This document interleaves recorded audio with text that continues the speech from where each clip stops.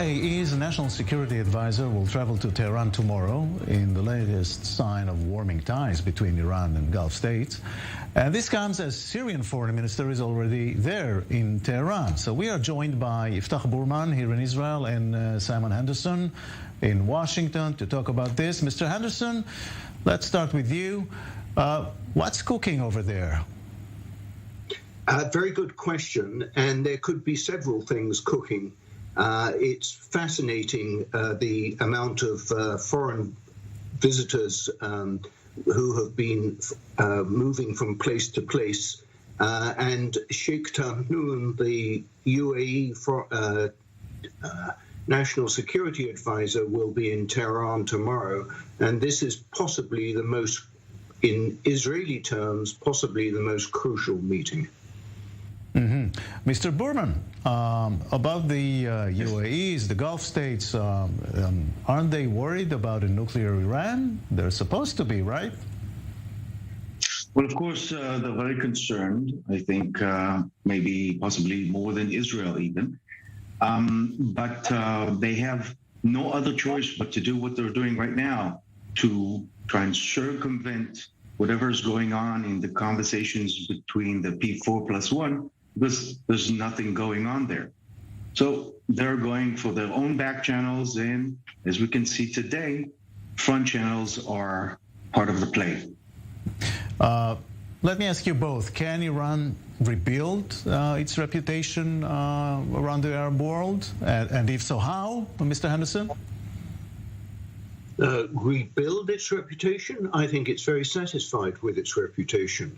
It regards itself as the center of the Middle East, and if it's caused the rest of the Arab world to get into a bit of a flutter, this works to Tehran's advantage. Yeah.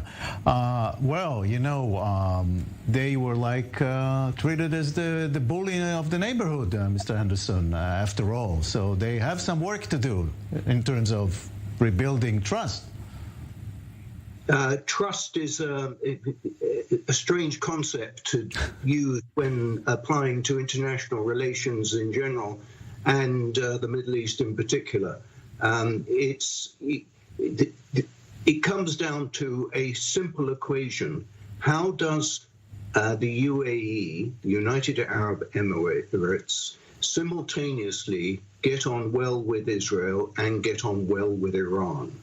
And I don't know the answer to that. I might be able to give a better answer in a few days' time, but I'm not sure that I will. Right. Well, you know, I thought the Americans, they invented the trust-building measures here in the Middle East, and now you're telling me it's not an issue. Let's move to you, Mr. Burman. They have a lot of work to do in terms of, after all, trust with the Arab countries. I concur with my colleague, and I think that they've built their reputation to be one of strength. And if you agree with their program, you can become an ally to the Iranian regime, or at least form some sort of cooperation. We have to understand that the UAE, if they're disappointed or discouraged from anybody's reputation today, it's the U.S. reputation. In the U.S., there's the democratic system, of course, and Trump administration took a very firm line against Iran, which was the maximum pressure, and that's gone. Now we're returning to the table. It seems that the Iranians have the audacity of demanding even more than their starting point at the last time. And UAE understands, as much as the Saudis and Bahrain, Kuwaitis, and all the Gulf states, and actually not just them, across the Middle East, it's understood that the center of gravity is going towards the Middle East, and rather than the United States having the say it had as before. We're looking at Syria. Syria has meetings with Iran. Syria is interested in getting the Sunni countries involved in the rebuilding of Syria. The UAE is very much interested in that. And if Iran has to be a part of that move towards Syria, then UAE is going to swallow that frog. I see. To sum up, Mr. Anderson, what do the Iranians have to offer to the UAE, for example? I think it's the other way around. It's a question of what the UAE has to offer to Iran. Iran sees itself with some justification as being the dominant country of the Persian Gulf, which after all is called Persian, even if the Arab countries of the Gulf prefer to call it the Arabian Gulf. They see themselves large in terms of population, large in terms of oil and gas reserves. They are the natural dominant country of the Persian Gulf, and they want the other countries of the Gulf to be aware of that and adhere to that. The UAE is a sideline in this to an extent.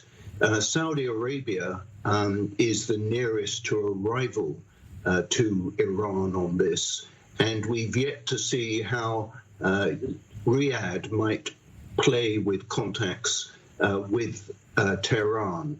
That is possibly one of the things that we should look out for in terms of what the UAE National Security Advisor brings home from his trip.